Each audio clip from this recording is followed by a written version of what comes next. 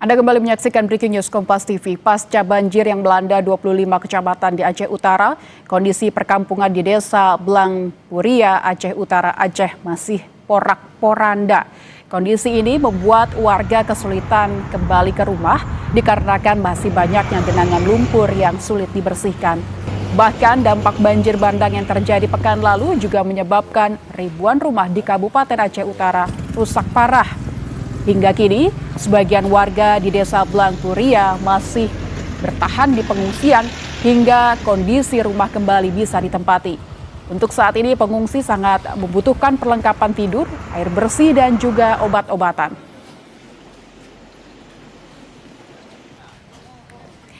Bagaimana kondisi saat ini? Apa yang dibutuhkan warga? Adakah bantuan yang mulai terdistribusikan ke daerah terisolasi? Dan bagaimana dengan jaringan listrik di sana?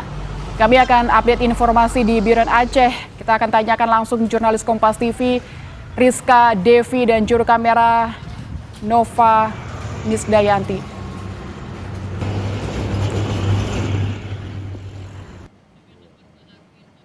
Baik, kami koreksi saudara.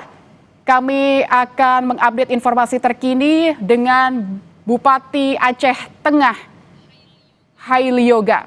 Bapak Haili Yoga, selamat siang Bapak. Selamat siang Mbak Lintang. Baik Pak Bupati. Ya, bagaimana kondisi saat ini Pak Bupati? Apa yang paling urgent dibutuhkan oleh warga? Terima kasih. Yang pertama perlu kami sampaikan bahwa sampai hari ini kita kan belum tersambung listrik, jaringan telepon, kemudian jalan darat ini belum tersambung, belum bisa dilalui. Maka yang hanya bisa dilalui melalui jalur udara. Kemudian ini kalau kita lihat hari ini masih terdapat 98 desa yang terisolir. Sulit sekali kita menjangkau karena jalan daratnya sulit karena semua longsor, jembatan yang putus. Kemudian beberapa bantuan yang hari ini yang telah disampaikan oleh pemerintah pusat, kemudian donatur dan dari pemerintah provinsi, kami bersama Forkopimda, Pak Kajari, Pak Kapolres, Pak Dandim dan Ketua DPR langsung menyalurkan. Tidak ada kita timbun di posko karena berasnya pun tidak cukup. Nah, yang menarik hari ini Mbak Lintang di daerah kita, ini kan bukan lagi yang terimbas nih, yang tertimpa longsor, banjir. Tapi masyarakat yang lain juga, dari semua masyarakat sekarang sudah butuh beras. Maka kami diskusi tadi dengan tim, dengan Kabulok, ini kita manfaatkan semua untuk kita bagi ke 14 kecamatan. Yang masyarakat biasa pun harus dapat, karena mereka tidak ada beras lagi. Di toko sudah tidak ada beras lagi. Nah, maka kebijakan ini kami lakukan dengan jajaran Forkopimda. Nah, kemudian untuk Kabulok telah memberikan ruang untuk ini kita berikan kepada masyarakat yang membutuhkan. Dan ini kita ambil kebijakan adalah karena situasi kita di Aceh Tengah ini tidak terima yang masyarakat yang terimbas bencana saja, tetapi hari ini yang tidak terimbas pun hari ini sudah panik tidak memiliki beras lagi. Terkadang kita bagi dapat 2 kilo, 1 kilo, 3 kilo untuk bertahan hidup, dapat 2 hari, 3 hari makan. Begitu kondisi hari ini Mbak Lintang. Baik, berarti yang perlu diperhatikan adalah kebutuhan pokok tadi berupa beras ya Pak. Ini juga akhirnya berdampak juga kepada masyarakat yang tidak terdampak bencana kemarin. Tapi tadi Pak Bupati menyebut ada 98 daerah yang masih terisolir. Sejauh ini seperti apa upayanya untuk menembus itu Pak? Sehingga mungkin ini yang lebih membutuhkan sudah sepekan lebih 10 hari pasca bencana, masyarakat di sana pasti juga urgent membutuhkan pangan misalnya atau kebutuhan air bersih. Apakah mungkin ada upaya alat berat yang diterjunkan untuk membuka akses dari daerah terisolir ini, Pak? Terima kasih. Memang sekarang kan satu-satunya jalan adalah melalui udara. Ini juga ada bantuan dari provinsi dan pusat. Beberapa titik sudah ada bantuan melalui udara yaitu helikopter. Tetapi kalau mengenai alat kita tersedia sangat sedikit. Tapi BBM juga hari ini sulit sekali. Tapi dengan keadaan seperti ini ada juga lewat darat. Juga TNI Polri ikut juga membantu.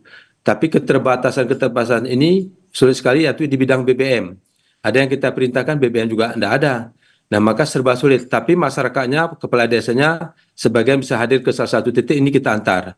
Jadi situasi di Aceh Tengah hari ini kan sangat sangat kritis ini semuanya. Bukan hanya BBM, tapi juga gas dan yang lain, terutama nanti ada juga obat-obatan. Nah, kemarin kami ada berangkat ke salah satu kecamatan Ketol, ada 10 yang desa yang terisolir, ada 3 desanya yang rumahnya sudah habis. Nah, ini mereka hari ini tidak bisa lagi dilalui dengan jalan darat, harus dengan pesawat. Dan alhamdulillah hari ini ada informasi beberapa pesawat heli yang membantu, yang mengirimkan ke beberapa titik. Dan ini yang mengembirakan. Dan juga beberapa donatur juga mengirimkan ke beberapa titik di wilayah Linge. Linge ini hampir semua desanya ini terisolir. Bahkan ada yang berjalan 3 hari 3 malam ini untuk mencapai ke kabupaten. Dan ini yang menjadikan kita yaitu daerah yang tidak terjangkau ini. Ini Mbak Litang. Kemudian perlu sampaikan juga bahwa rumah sakit, puskesmas, ini terkadang kita memerintahkan karyawan bidan atau apa petugasnya tidak ada BBM. Nah, maka semuanya serba susah hari ini di Aceh Tengah. Sangat susah. Begitu, Mbak Lintang. Baik, jadi rumah sakit, puskesmas juga terkendala untuk bisa masuk menolong masyarakat karena tadi ada terkendala BBM begitu ya Pak Bupati ya.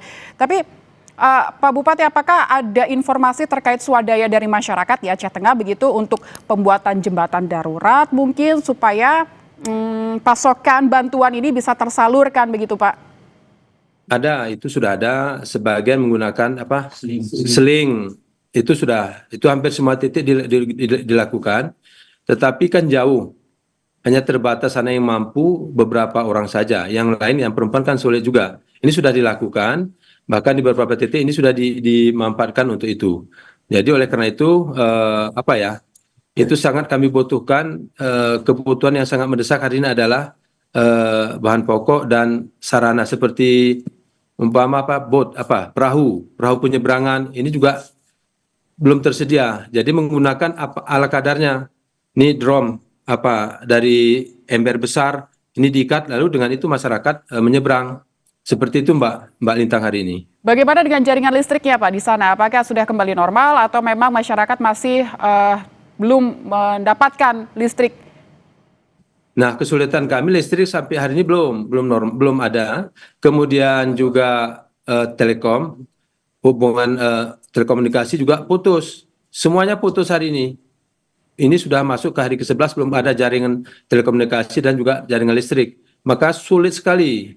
Untuk daerah Aceh Tengah sulit sekali, sama juga dengan Kabupaten Banda Meriah sama juga. Seperti itu Mbak Lintang. Baik, listrik dan juga akses komunikasi jadi masih belum masuk begitu ya Pak. Saya juga ingin tanyakan terkait kelompok rentan Pak Bupati, bagaimana data yang Anda miliki terkait dengan kelompok rentan yang ada di Aceh Tengah, misalnya lansia, anak-anak, atau mungkin ibu hamil, apakah ada di sana terdata kondisinya seperti apa?